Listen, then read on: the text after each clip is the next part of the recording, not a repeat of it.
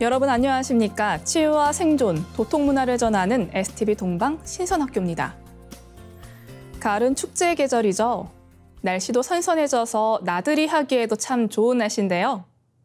10월은 문화의 달로 한 달 내내 전국 곳곳에서 풍성한 문화 행사가 이어지고 있습니다. 서울 문화가 있는 날 10주년 페스타 행사부터 이달에 열리는 축제만 전국에 600개 가까이 됩니다. 축제가 몰려있다 보니 안전사고도 빈발하는데요. 최근 4년간 지역 축제에서 발생한 안전사고 중 절반이 가을철에 발생했습니다. 지난해 이태원 참사를 겪었던 서울 용산구는 사람들이 몰리는 녹사평역 광장에 합동 상황실을 운영하기로 했는데요. 공기 좋은 곳에서 심신의 피로도 풀고 즐거운 축제들로 가을을 만끽해보는 것도 좋지만 되도록이면 과밀집 지역을 피하시고 안전 통제에 따르는 시민의식도 중요할 것 같습니다. 오늘의 성구 말씀입니다. 신이 혹 유선하고 혹 유악하니 선자 사지하고 악자 계지하면 오심지 축이 문호 도로는 대여 천진이라. 신이 혹 선하기도 하고 악하기도 하니 선한 것을 본받고 악한 것을 잘 고치면 내 마음의 문지도리와 문호와 도로는 천지보다 더 큰 조화의 근원이니라. Sometimes spirits are benevolent, sometimes malevolent. If you emulate what is good, and if you reform what is wicked, your mind, the hinge, the gate, the pathway, will indeed be a fount of creation transformation greater than heaven and earth. 인간의 마음은 무한한 기적과 조화의 중심자리입니다. 천지신명이 모두 인간의 마음자리에 매여 있고 사람의 일심에 신이 감응합니다. 잘못된 삶을 참회하고 상제님을 우리의 마음에 모시고 살아갈 때 우리의 마음은 천지보다 더 큰 상제님의 마음과 하나 될 수 있습니다.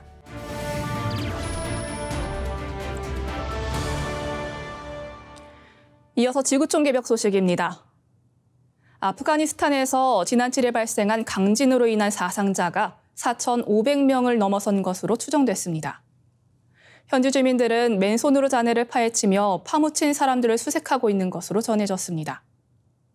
앞서 아프가니스탄 서부 헤라튼주에서는 지난 7일 규모 6.3의 강진이 발생했고 여진이 여러 차례 이어지면서 마을이 초토화됐습니다. 현재까지 사망자 수는 약 2,400명, 부상자 수는 2,000명 정도로 추산됩니다. 헤라트주 주민들은 구조 지원을 받지 못하자 맨손과 삽으로 잔해를 파헤치면서 파묻힌 사람들을 끄집어내고 있는 상황으로 전해졌습니다. 아프간 정부는 구조 작업에 쓸 수 있는 기술이나 장비가 제한적이기 때문에 주민들의 구조 지원 요청에도 이에 필요한 장비를 제공하지 못하고 있다고 외신들은 전했습니다. 국제사회도 아프간 지진 구호에 거의 관심을 보이지 않고 있습니다. 지난 2021년 8월 이슬람 무장 조직 탈레반이 재집권한 뒤 아프가니스탄에 대한 해외 원조가 중단됐고 심각한 인도적 위기에 처했습니다. 다음 뉴스입니다. 팔레스타인 무장정파 하마스의 기습 공격으로 시작된 2.8 전쟁에 가자 지구를 봉쇄한 이스라엘은 지상군 투입을 준비하고 있습니다. 하마스는 팔레스타인 거주 지역인 가자 지구에 대한 무차별 공격을 계속할 경우 인질들의 처형 장면을 생중계하겠다고 위협했습니다. 200만 명 이상의 주민이 거주하는 가자 지구는 완전한 포위를 당하면서 긴장이 최고조에 달하고 있습니다.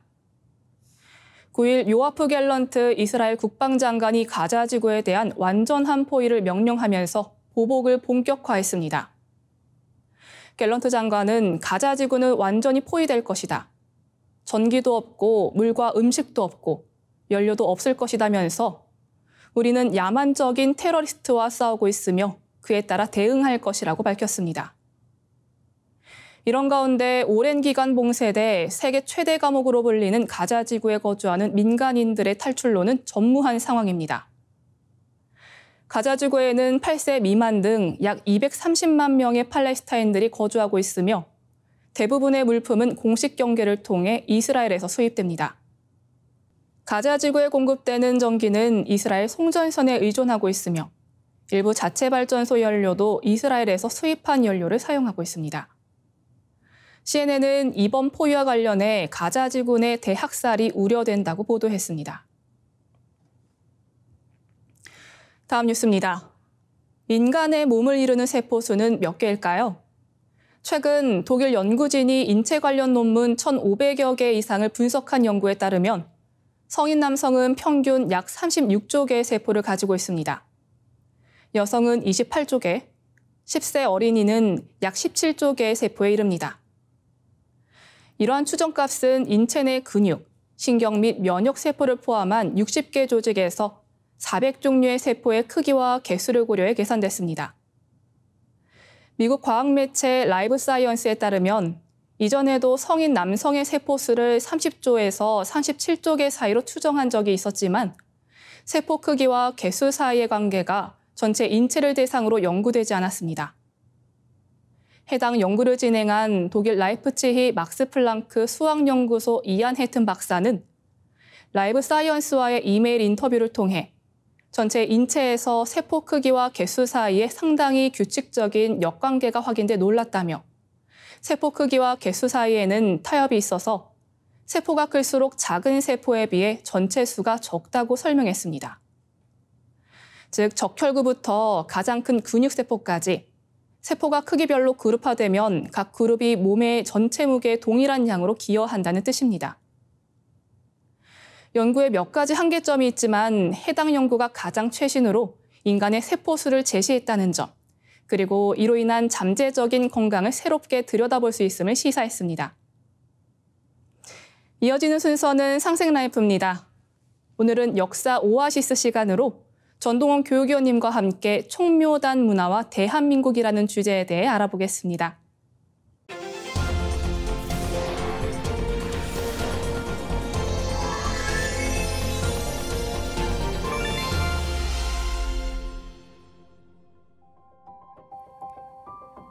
안녕하세요. 역사 오아시스 전동원입니다. 지난 1983년에 중국 요령성 우화량에서 5,500년 전 유적지가 발견되었는데요. 총묘단의 형태가 한 곳에서 발견되었다 해서 커다란 주목을 끌었습니다.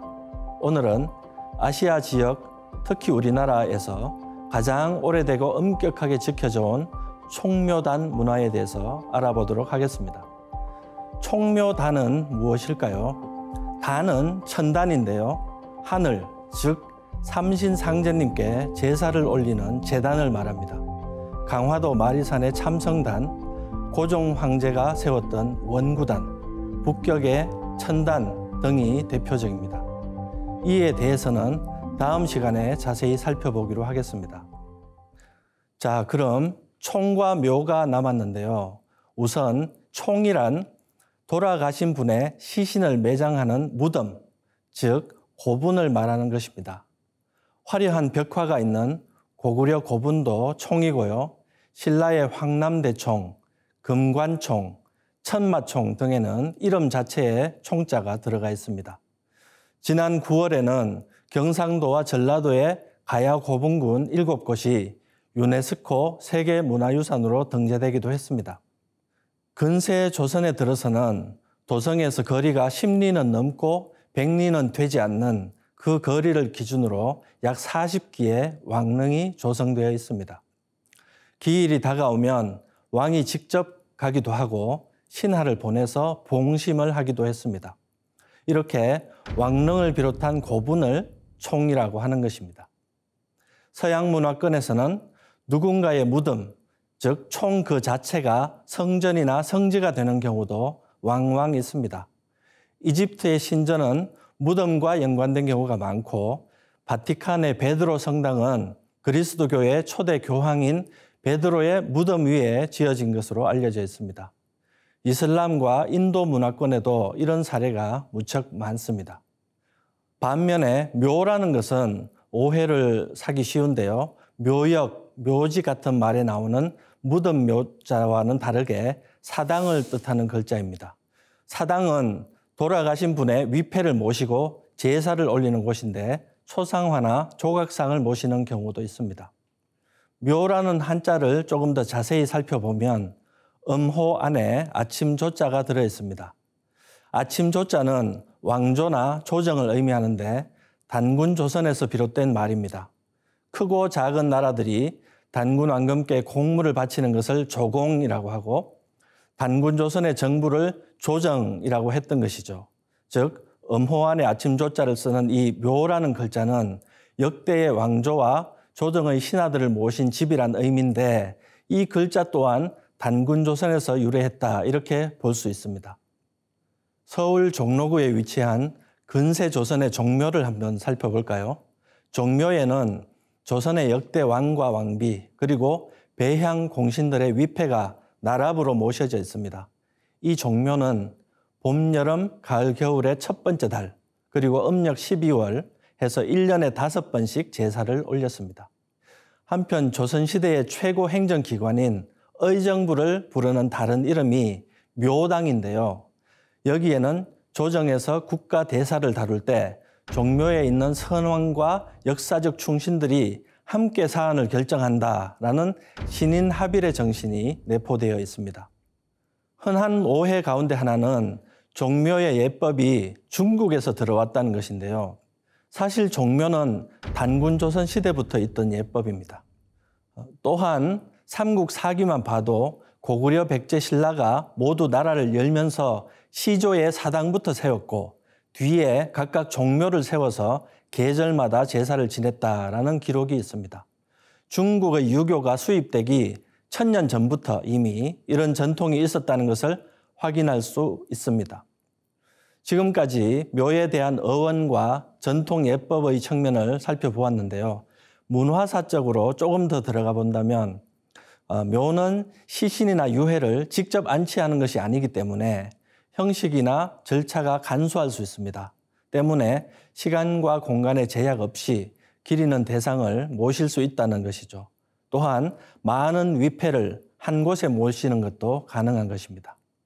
총과 묘는 시신을 안치하느냐 아니냐의 차이일 뿐 둘 다 돌아가신 분을 추모하는 시설이구나 이렇게 생각할 수도 있지만 사실 거기에는 좀 더 깊은 의미가 있습니다. 옛날부터 우리나라에서는 사람에게 혼과 넋이 음양짝으로 있다라고 생각을 했습니다. 그래서 사람이 죽으면 혼은 하늘에 올라가 신이 되고 넋은 땅으로 돌아가 귀가 된다는 것입니다. 그래서 지금도 명절이면 집에서 위패를 모시고 차례를 지낸 다음 산소에 가서 성묘를 하게 되는 것이죠. 혼은 사당, 즉 묘에서, 넋은 무덤, 즉 총에서 모시는 것이 우주의 입법과 부합하는 가장 이상적인 규범인 것입니다. 자, 정리를 해보면 총과 묘는 무덤과 사당인데 우리나라는 음양의 이치에 맞춰서 엄격하게 전통을 세우고 지켜왔으며 특히 종묘는 국가의 가치관과 정체성을 상징하며 국정 운영의 철학과 이상을 나타내는 핵심적인 공간이었다라고 할 수 있겠습니다. 여기서 또 한 가지 생각해 볼 문제는 조선의 경우에 그 앞대의 왕조, 즉 고조선이나 신라, 고려의 왕을 모셨냐 하는 점인데요. 서울 남산에는 단군을 모셨던 국사당이 있었습니다.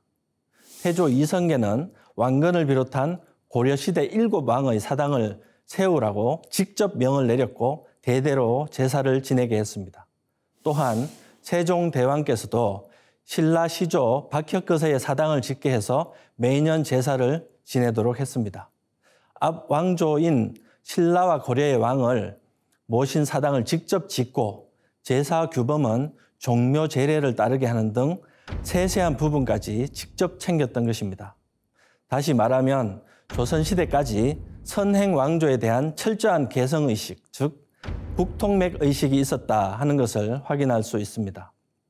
그런데 일제강점기에 이르자 큰 변화가 생겼는데요. 일제는 종묘의 제사를 중지시키고 남산 위의 국사당도 궁벽한 인왕산 자락으로 옮겼습니다. 남산에는 신도의 제사 공간인 조선 신궁을 세워서 일제의 상징인 태양신 아마데라스 오미카미의 위패를 안치했습니다. 조선의 정신과 전통을 끊어버리고 자신들의 그것으로 대체하겠다라는 의지를 노골적으로 드러냈던 것이죠.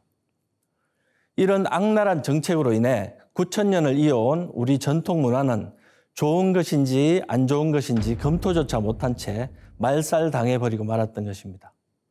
1945년 해방이 되었지만 곧 닥친 6.25 동란과 끝없는 이념 논쟁, 경제발전 최우선 정책 등으로 인해서 우리는 역사 문화의 복원과 개성에 대한 논의를 제대로 시작조차 못한 것이 아닌가 생각합니다.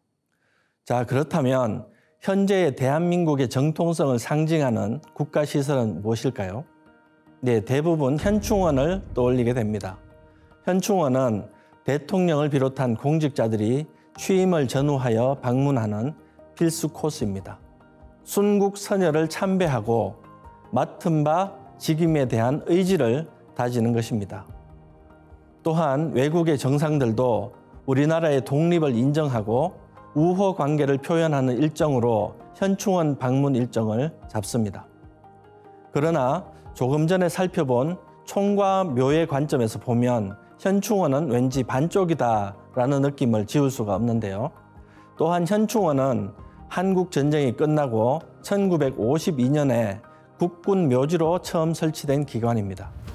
조국 수호를 위해 빨간 정성을 바치신 분들이 모셔져 있는 것은 분명하지만 9,000년을 이어내려온 대한민국의 정신을 온전히 드러내기에는 그 상징성이 부족한 것 또한 사실입니다. 독립과 반공만이 우리 대한민국의 존재 목적이 될 수는 없습니다. 우리는 9,200년 전에 세워진 환국을 개성하는 나라입니다. 우리는 5,900년 전에 이미 홍익인간의 이념을 내외에 선포했습니다. 4,300년 전에 단군왕금께서는 환단한의 대광명 문화를 아주 제도로서 못 박아 놓았습니다. 이런 역사 문화를 고스란히 개성하고 한민족 사이 국통맥을 명실상부하게 보여줄 수 있는 역사의 대성전, 문화의 대전당, 광명의 대신전이 우리에게는 꼭 필요한 것이 아닌가 생각해 봅니다. 자라나는 우리의 청소년들이 보고 체험하고 배울 수 있는 물리적인 교육 장소도 꼭 있어야 할 것입니다. 그때야 비로소 한민족의 정기가 되살아나고 국민의식이 통일될 것이라고 확신합니다. 감사합니다. 우리나라에서 가장 오래된 총묘다 문화는 삼신상제님께 제사 올렸던 천제문화로 배달국 시대부터 있었던 귀한 문화유산인데요. 조선시대까지 이어져 온 종무제례를 통해 국통맥까지 짚어보는 시간이었습니다. 전동훈 교육위원님 감사드립니다. 1부는 여기서 인사드립니다. 인류 최초의 경전 천부경을 어린이 합창단의 노래로 듣고 이어가겠습니다.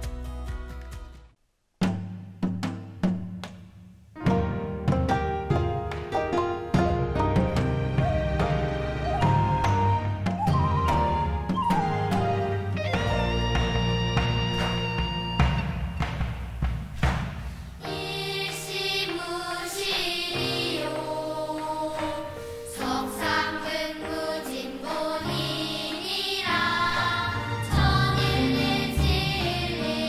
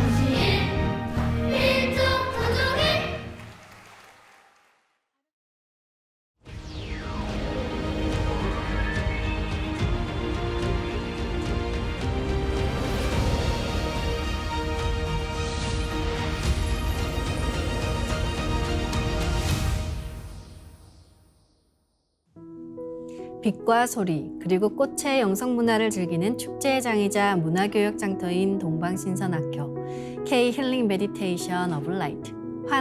네, 반갑습니다. 김영현입니다.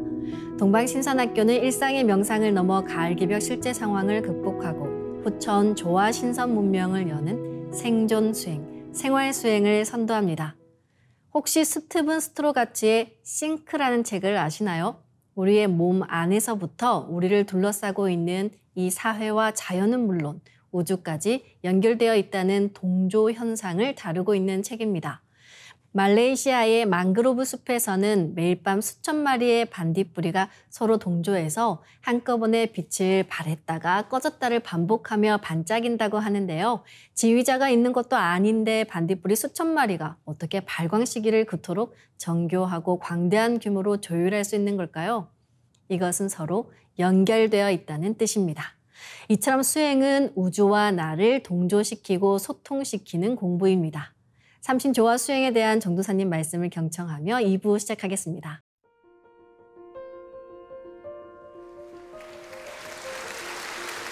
오늘은 역사적인 날입니다. 말할 수 없이 신성하신, 진정으로 그 숭고하신 온 인류의 생명의 근원이시며 큰 조상이신 이 마고 삼신 할머니, 이 우주의 아버지 상제님께서 도호를 내려주셨는데 마고 태원 성모님이다. 저는 그 말씀을 들었을 때 번개가 쳤어요. 태원 성모님이다. 클태자 으뜸원자. 원형리정의 그 원자를 쓰셨는데 너무 그 말씀이 아주 가슴을 꿰뚫었습니다. 오늘 이 우주, 이 대광명, 이 조화신선, 광명꽃, 율력꽃, 신선꽃, 이 설려화를 직접 법신으로 내려오셔서 이 자리에서 그 모든 이들에게 차등 없이 똑같이 내려주십니다. 좀 집중해서 이식을 통해서 이 광명꽃이 직접 우리 머릿속에 들어올 때 잡념을 버리시고 집중만 하면은 또 진실한 마음으로 한 생각을 가지면은 제가 그 비밀의 코드를 열어드릴게요. 그래도 안 보이는 분들이 있을 거야 아마. 그래도 안 보인다. 그걸 소위 까막눈이라고 그래. 천상에서는 까막눈을 가진 사람도 일심만 가지면은 다 된다. 그러면은 왜 오늘 우리가 지금 이 율려화를 받아서 무병장수 소위 태고로부터 외쳐온 이 불로장생, 이 조화 신선 도통법을 실행해야 되는가? 여기에 대해서는 우리가 지금 인류가 안고 있는 온갖 이 고뇌의 과제들, 환경 다 파괴됐잖아요. 몇 년 후면은 지구촌 절반 40억의 인류가 먹을 물이 없다. 이것을 서양의 지성인들은 제6의 멸종 시대다. 멸종, 인간만이 아니라 모든 생명은 공동체이기 때문에 지구란 행성에서는 그 누구도 이 절박한 상황을 벗어날 수가 없는 것입니다. 따라서 우리가 오늘 정말로 진실로 역사적인 날을 맞이했다. 인류 문명사의 새로운 전기점을 맞이하는 그런 중대한 신성한 날을 맞이하고 있는 것입니다. 사실은 우리가 인생사에서 정말로 가장 극적인 사건은 바로 생사, 삶과 죽음, 탄생과 그 죽음의 날, 그 죽음의 순간, 그것이 모든 가정에 닥쳐오죠. 모든 인간이 맞이하게 됩니다. 자, 한 가정에서 누가 죽었다. 그런데 비극적인 삶으로 그 명줄이 갑자기 떨어졌을 때 가정이 흔들리는 정도가 아닙니다. 평생 트라우마가 남는 거야. 지금 대한민국 가정에서 부모님이 예를 들어서 치매에 걸려가지고 그냥 뭐 가족 자기 아내 남편도 못 알아보고 엉뚱하게 부르고 그냥 자기 그 배변된 걸 갖다 막 벽에다 바르고. 나도 그 이웃집에 그런 양반을 봤는데 뭐 말을 못해 그냥 잠을 못 자고 그러니까 그 며느리 되시는 분이 그렇게 해서 얼마 후에 그 시어머니도 돌아가시고 그 며느리도 돌아가시고 다 돌아가시고 그러니까 얼마 살다 그렇게 가는 거예요. 이 생로병사의 고달픈 인생 여정의 진정한 종말은 뭐냐. 그리고 세월이 이렇게 격해지면서 아무리 출세하고 돈 좀 있고 뭐 백이 있어도 참 세상이 정말 즐겁고 평화롭지 못하다. 나도 내가 가진 것 뭐 이런 거 저런 거 다 어쩌고 저쩌고 성공했다고 하지만 고요히 자연 속에서 산책하다 보면은 생각이 나죠. 불면증. 왜 잠을 못 이룬가? 미국 사람의 뭐 거의 3분의 2가 제대로 잠을 못 잔다고 그러는데 우울증. 우울증은 본능처럼 오는 거야. 그리고 온갖 암이라든지 자살 충동이라든지 인생의 허무함. 이것은 모든 인간이 태고로부터 뭔가 부족해서 그 무엇이 그 X가 무엇인지는 모르지만은 우리가 총체적으로 그런 정서에서 하루에도 여러 번 부침을 하면서 눈물을 짓는다. 자기 홀로 돌아서서 눈물을 짓는 거야. 우리가 어린 시절에 아주 가난한 가족이 엄마가 죽어서 그 달구지에 예전에는 시청 같은 데서 그렇게 참 가난하면은 상여도 못 나가면은 동네 상여꾼도 그걸 불러올 수 없는 정도로 이렇게 가난하고 그러면은 그 달구지 좀 큰 거에다가 시신을 이렇게 거기다 집어넣고 어린 그 가족들이 이렇게 따라가거든. 엄마 엄마 하면서. 제가 어릴 때 동네에서 그 모습을 보다가 그게 너무 아주 깊은 그런 그 마음의 풍광이 됐어요. 그리고 자주 그때 이제 볼 수 있었던 상여. 어이 어이 이제 가면 언제 오나. 그 얘기는 언제 인간으로 떠올래. 참 힘들구나. 뭐 별의별 그 사연이 깃들어 있는 거지만 이제 가면 언제 오냐. 그 만장 쓴 거 상여꾼들이 그 땡그랑 땡그랑 하면서 너 이제 가면 언제 오냐. 그걸 참 많이 봤어요. 고향에 가면은 또 고향 친족들 세상 떠날 때 제 고향은 저 서산인데 바닷가 300년 토백이거든. 거기에서 그 고향에 뭐 당숙이니 누구 돌아가실 때 그 상여 뒤를 따라가거든. 부고가 오면 이제 찾아가잖아요. 그런 거 무덤에 들어갈 때의 모습. 그 무덤에 들어갈 때 그 혼과 백이 거기서 이게 분리되는 거야. 거기서. 그러고서 명부사자가 거기 이제 혼을 데리고 천상으로 데리고 가거든. 우리가 이제 이 죽음에 대해서 우리들의 몸 안에 있는 영체에 대해서 제대로 교육을 한번 받아본 적이 없어. 부모로부터 무슨 조상으로부터 또는 유불선의 무슨 성직자들이 이걸 제대로 아는 사람이 얼마나 있는지를 몰라요. 그럼 우리 문화에는 다 있는 거야. 누구도 다 알 수 있는 거야. 또 그런 체험을 하는 우리 조상님들이 우리 이웃들이 어마어마하게 많이 있어요. 그래서 오늘은 여기에 이제 좀 초점 맞춰가지고 우리가 어떻게 이 늙어서 병들고 그리고 그 자기의 그 젊을 때의 생생한 기운이 다 그늘져 가지고 그렇게 해서 무너져서 참 무참한 몰골로 그렇게 죽어가느냐. 그럼 과연 이것이 진리냐? 이거 자연법칙으로 알고 있어요. 최근에 과학에서는 그러니까 인간은 최대한 이 몸을 잘 쓰면은 125년은 누구도 살 수 있다. 최근 이제 구글에서 앞으로 500년 수명을 목표로 한 프로젝트 9천억을 투자를 해가지고 시작을 했어요. 또 4차 산업혁명 지금 인공지능을 넘어서서 미래 5차 산업혁명은 뭐냐? 무병장수 오래 사는 거다. 자, 이 문화는 이미 2만 5천 년부터 내려왔는데요. 좀 정리를 해보면은 자, 왜 오늘 지금 이 무병장수 우리 한국인의 적어도 지난 1만 년 환국 배달 조선 북부요. 사국 삼국 남북국 시대 고려조선 그리고 지금 분단의 시대 지금 이 대한민국에서 우리가 이 기적같이 아까 우리 최 관장님이 이런 표현을 쓰셨어요. 우리가 억겁의 그 선업을 닦아서 이런 그 신선문화 초대장을 받았다.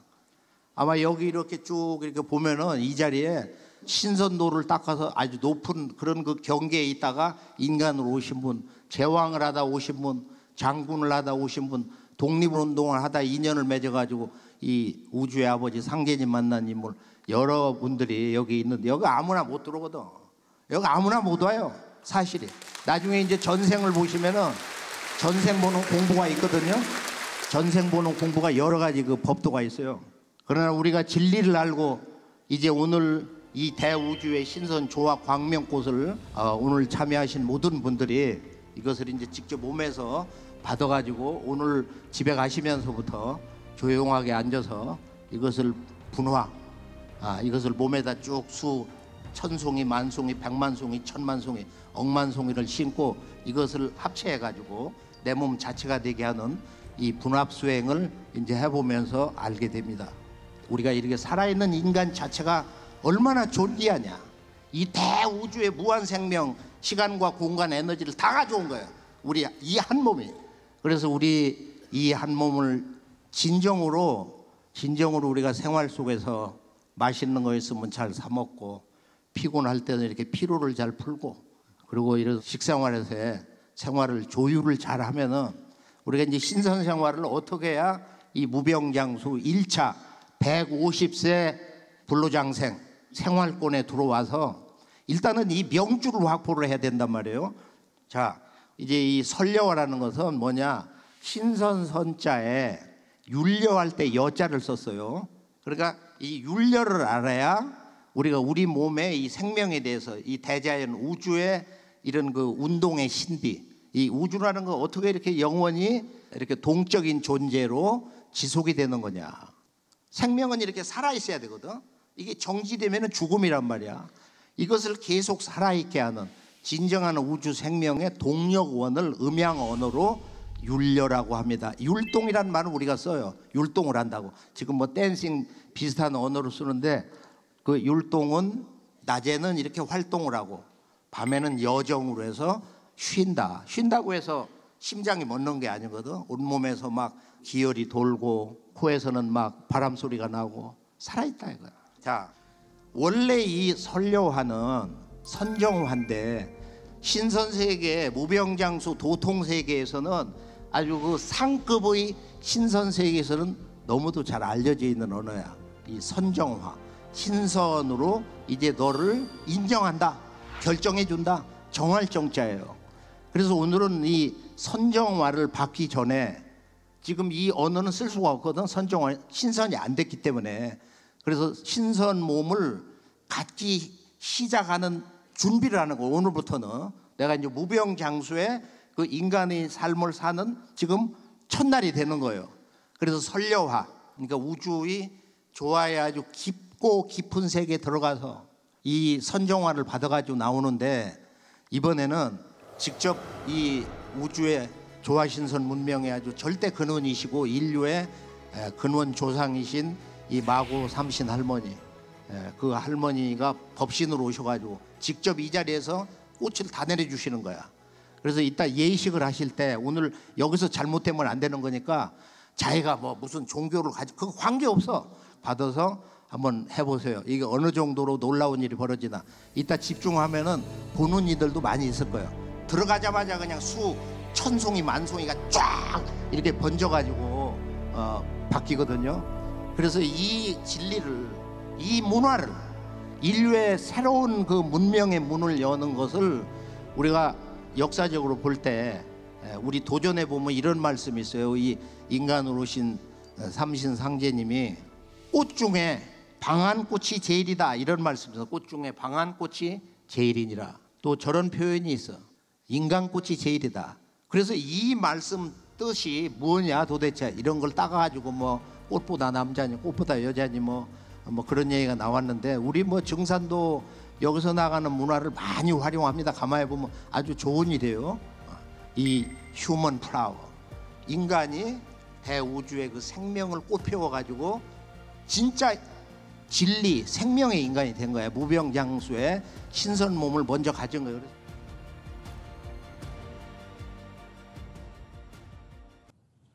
많은 분들이 궁금해하셨던 내용이죠. 왜 지금 우리는 마고 할머니께서 내려주시는 설려화를 받아서 조화신선 도통수행을 해야 하는지에 대해서 전도사님께서 말씀을 해주셨습니다. 많은 분들께서 전도사님 말씀을 들으며 깨달음을 얻고 계실 텐데요. 늘 깨달음과 수행의 지침이 되는 소중한 말씀 전해주신 전도사님께 깊은 감사를 드리며 오늘도 즐겁게 내 몸과 마음, 영체를 빛으로 채우는 신선수행 시작하겠습니다. 모두 자리에서 일어나 예를 갖추어 주시기 바랍니다.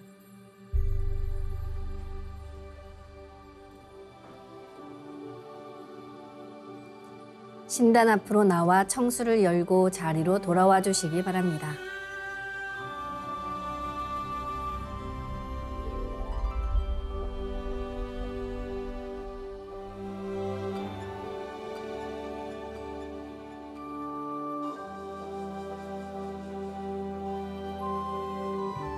삼신일체 상제님께 읍배를 올리겠습니다. 읍배. 바로 자리에 단정히 앉아주시기 바랍니다.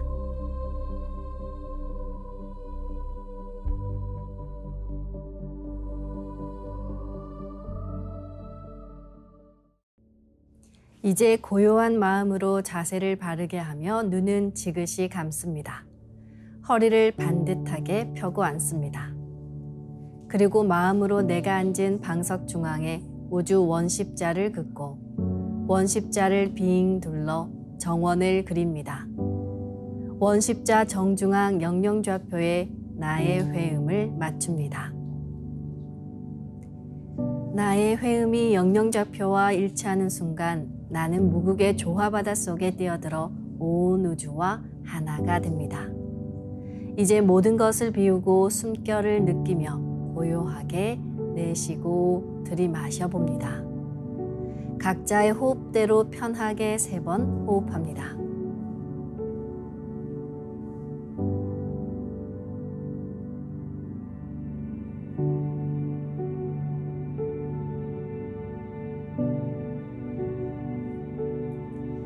이제 숨을 쭉 내쉬며 하단전의 저 아래 끝까지 내쉬어봅니다. 다음에는 숨을 쭉 들이마셔 저 머리 위까지 들이마십니다. 이것을 3번 반복합니다. 숨이 짧은 경우에는 중간에 다시 들이마시고 내쉽니다.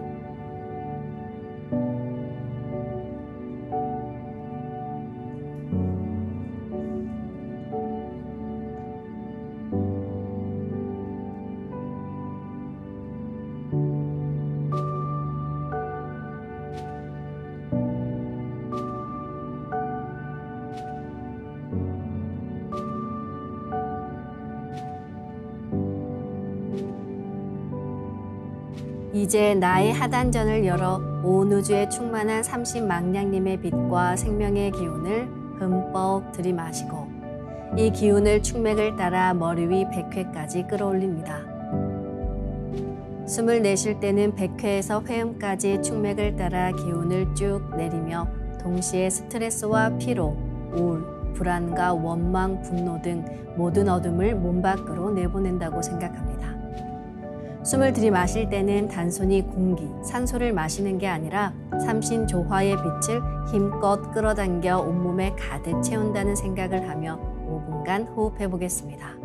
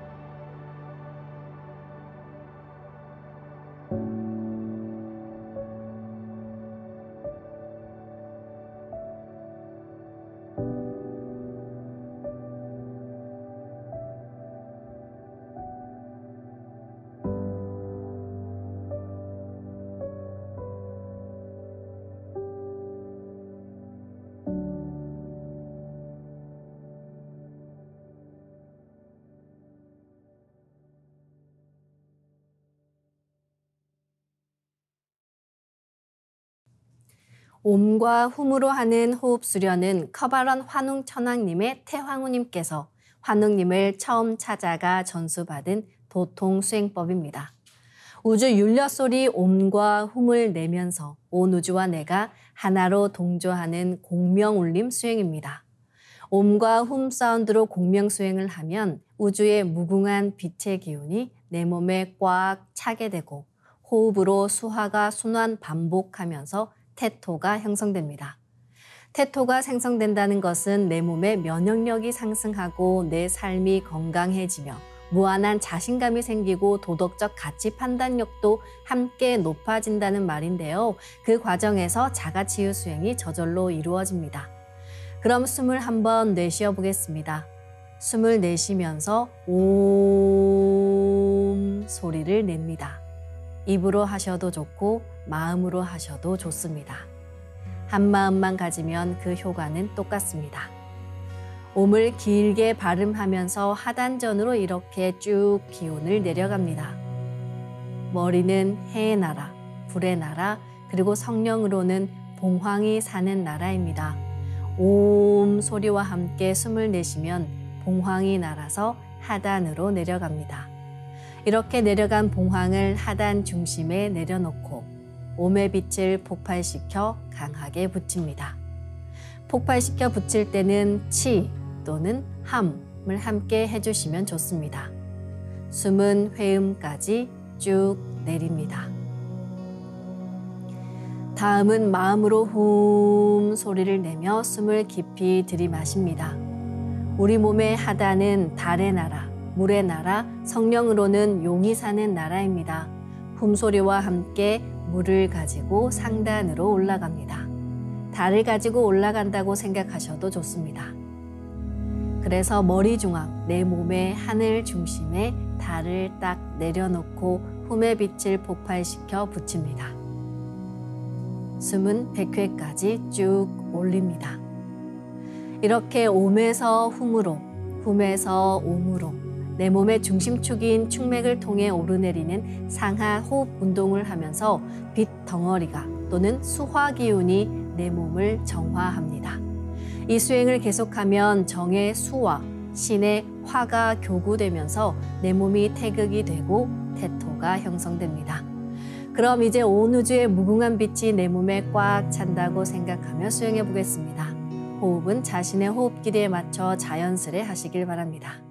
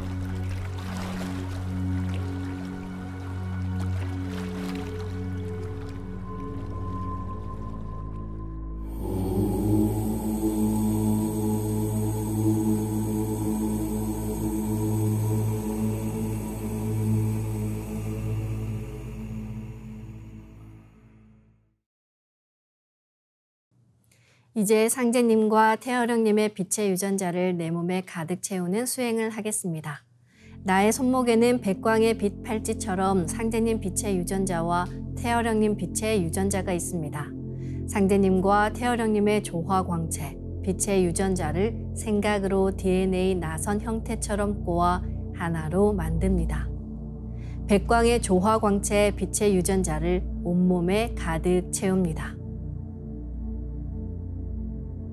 이제 온몸에 가득 찬 빛의 유전자가 나의 손상된 유전자를 고치고 젊어지는 유전자, 건강한 유전자를 활성화시킨다는 생각으로 수행합니다. 빛이 반짝이면 반짝일수록, 빛 폭발이 크면 클수록 빛의 유전자도 활성화됩니다. 빛 폭발을 강하게 시켜나가며 도공수행을 하겠습니다. 기천주 조하정 영세불망만사지 지기금지 원의대강 시천주 조하정 영세불망만사지 지기금지 원의대강 시천주 조하정 영세불망만사지 지기금지 원의대강 시천주 조하정 영세불망만사지 지기금지 원의대강 시천주 조하정 영세불망만사지 지기금지 원의대강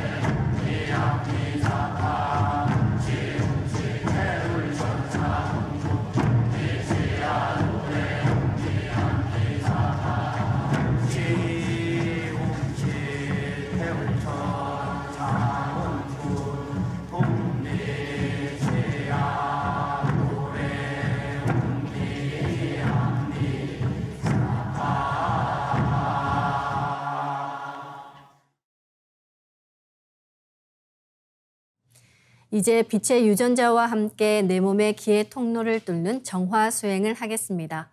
내 몸의 도로망을 뚫기 위해서 빛의 유전자로 광선 여의봉을 만들어 보겠습니다. 나의 손목에는 백광의 빛 팔찌처럼 상제님과 태어령님의 조화광채, 빛의 유전자가 있습니다. 생각으로 DNA 나선처럼 꼬아 하나로 만듭니다. 하나로 합쳐진 두 분의 조화광채, 빛의 유전자로 길이 30cm, 직경 3cm의 막대기처럼 길쭉한 빛봉을 만들고 양 끝을 뾰족하게 하여 백회 아래에 수직으로 세웁니다. 삼신 조화 수행의 모든 과정은 여의주인 내 생각 그대로 이루어집니다. 모든 것을 실제 지금 일어나고 있는 일로 생각하시길 바라며 이미지화시키며 수행하시길 바랍니다. 그럼 이제 집중해서 광선 여의봉을 백회와 회음 사이로 이동시키며 진득하게 일념으로 충맥을 뚫어보겠습니다. 기천주 조하정 영세불망만사지 지기금지 원의대강 시천주 조하정 영세불망만사지 지기금지 원의대강 시천주 조하정 영세불망만사지 지기금지 원의대강 시천주 조하정 영세불망만사지 지기금지 원의대강 시천주 조하정 영세불망만사지 지기금지 원의대강 시천주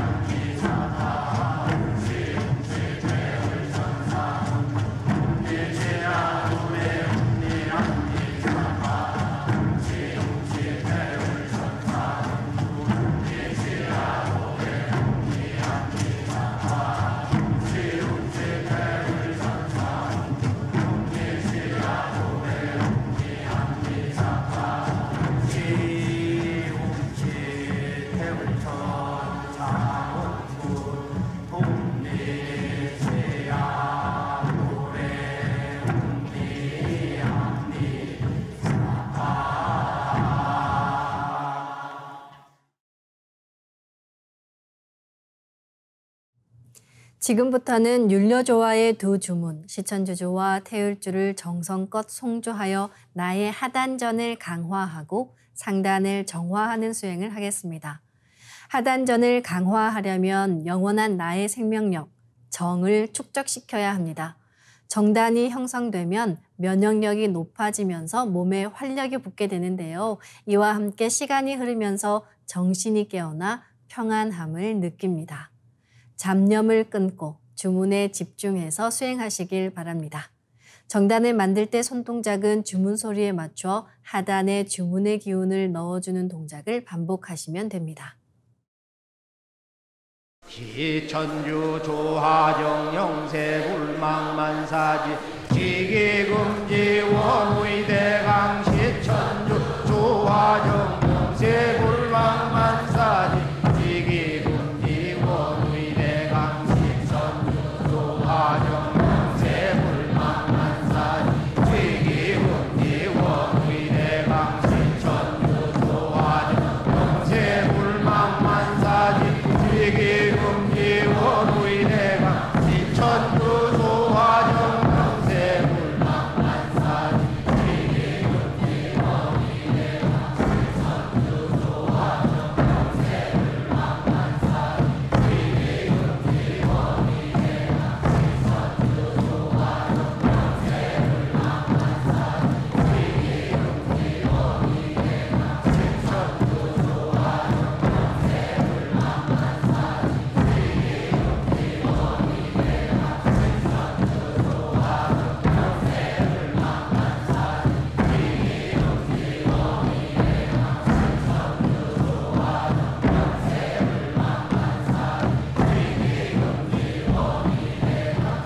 지기금지 원의대강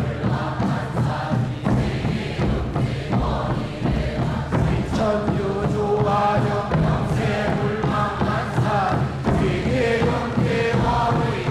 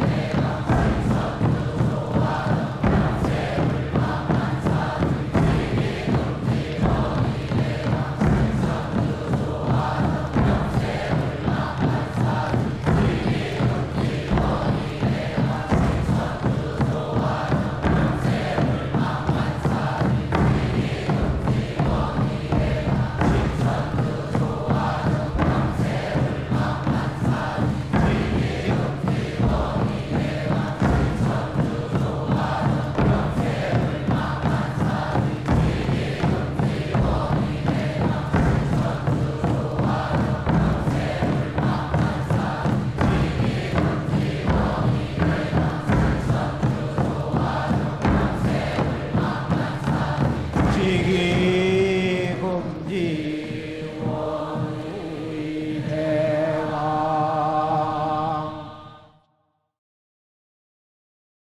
지움치태울 천사문고 ум니죄야노래 ум니암니사파 지움치태울 천사문고 ум니죄야노래 ум니암니사파 지움치태울 천사문고 ум니죄야노래 ум니암니사파 지움치태울 천사문고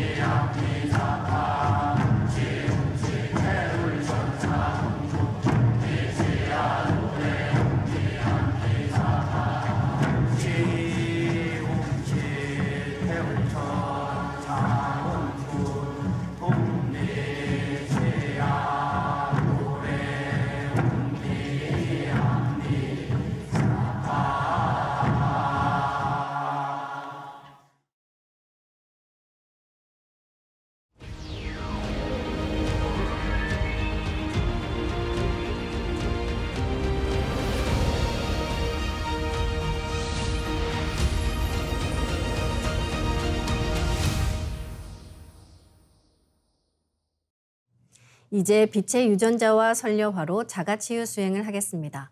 먼저 두 분께 받은 조화광채, 빛의 유전자로 빛판을 만들겠습니다. 나의 손목에는 백광의 빛 팔찌처럼 상제님 빛의 유전자와 태어령님 빛의 유전자가 있습니다. 상제님과 태어령님의 조화광채, 빛의 유전자를 생각으로 유전자 형태처럼 꼬아 하나가 된다고 생각합니다. 이제 하나로 합쳐진 두 분의 조화광채, 빛의 유전자로 가로 세로 30cm에 두께 3cm 정사각형 빛판을 만들어 봅니다.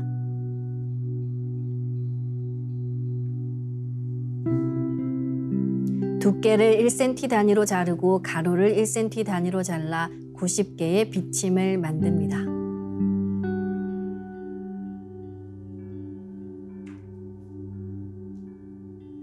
아픈 곳이 있으시다면 그곳에 먼저 비침을 꽂고 수행하시길 바랍니다.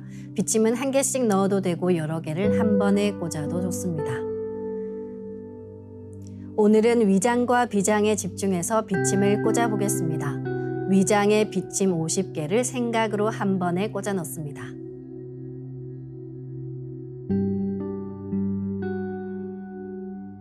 다음은 비장에 비침 40개를 생각으로 한 번에 꽂아 넣습니다.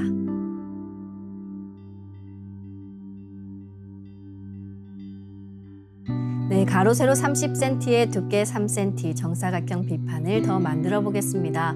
아까처럼 상제님과 태어령님의 조화광채, 빛의 유전자를 생각으로 DNA 형태처럼 꼬아 하나가 된다고 생각하고 빛판을 만듭니다. 이 빛판으로 비위 전체를 감싸겠습니다.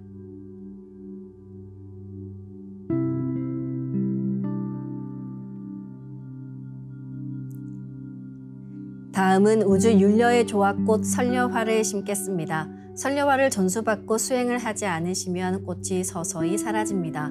이럴 경우에는 다시 설려화를 정식으로 전수받으셔야 하는데요. 전수받고 싶으신 분들은 동방신선학교 멤버십에 가입하시거나 가까운 동방신선학교 수행센터인 증산도 도장에 문의하시길 바랍니다. 그럼 설려화 빛폭발 수행을 시작하겠습니다. 설려화 반짝반짝 빛폭발 수행법의 3대 공식은 첫 번째, 내 몸에 꽃을 심습니다. 두 번째, 꽃이 분화돼 퍼지면서 반짝반짝 빛을 냅니다. 세 번째, 율려 빛꽃의 에너지가 서로 뭉쳐지며 빛폭발이 일어납니다.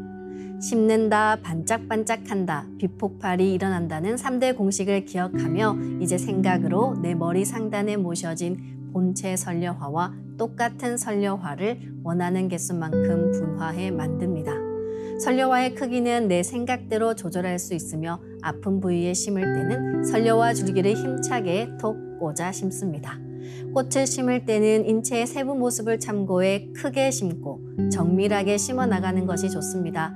처음 하시는 분들은 정확하게 심을 수 있도록 천천히 하나하나 심어 나가시길 바랍니다.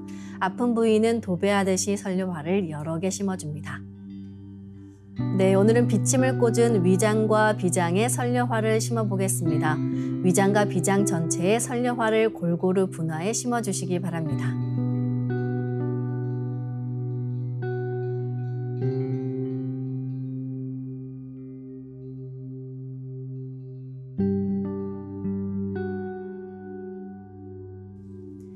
설려화를 내 몸 곳곳에 심으면 순식간에 크고 작은 수많은 설려화가 생겨 60조 개의 세포 단위를 넘어 양자세계까지 수평과 수직으로 수억 수조 송이의 꽃이 퍼져나가며 가득 찹니다. 반짝이는 수많은 설려화 빛꽃들의 에너지가 뭉쳐지면 핵융합하듯 불꽃 폭죽이 터지듯이 빛폭발을 합니다. 시천주조와 태울주 동호흡을 하며 빛폭발을 강하게 시켜나가시길 바랍니다. 아픈 부위는 집중해서 빛폭발을 시키면 시원해지고 설려화가 치유의 과정에서 병기와 함께 녹아내리기도 하니까요. 수행 중간중간 계속해서 그 부위에 설려화를 심어주시기 바랍니다. 그럼 설려화를 반짝반짝 가득 채우고 빛폭발 수행을 하겠습니다. 빛폭발이 일어나면 빛꽃요정님 나오셔서 저의 위장과 비장을 완전히 새롭게 갱생시켜 주세요 라고 기도하시며 수행하시면 좋습니다. 반드시 낫는다는 강력한 확신을 갖고 수행하시길 바랍니다. 이천주 조화정 영세불망만사지 지기금지 원의대강 시천주 조화정 영세불망만사지 지기금지 원의대강 시천주 조화정 영세불망만사지 지기금지 원의대강 시천주 조화정 영세불망만사지 지기금지 원의대강 시천주 조화정 영세불망만사지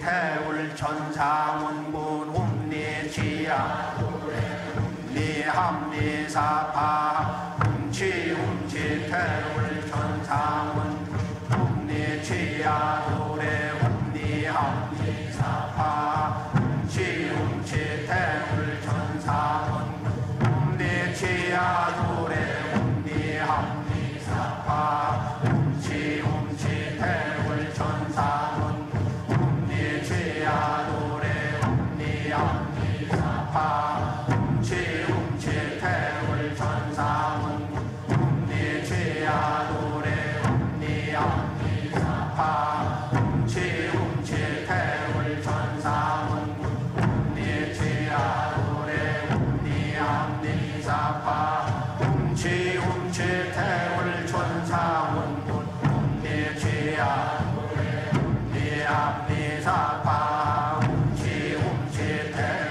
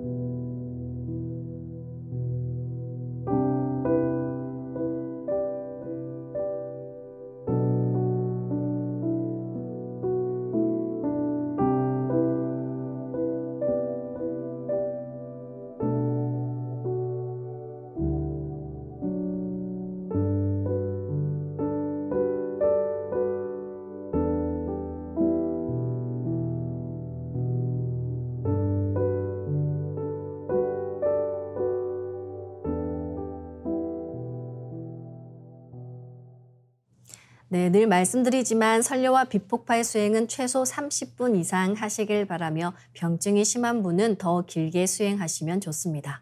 간절히 기도하며 수행하면 그 기도에 대한 감흥으로 선료와의 자가치유력도 훨씬 높아집니다. 이로써 오늘 수행을 마치겠습니다. 모두 자리에서 일어나 예를 갖추어 주시기 바랍니다.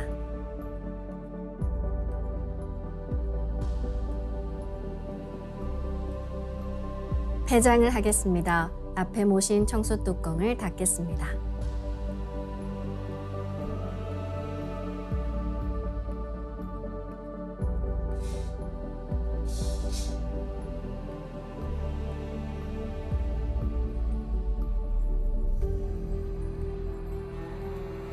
읍배를 올리겠습니다. 읍배. 바로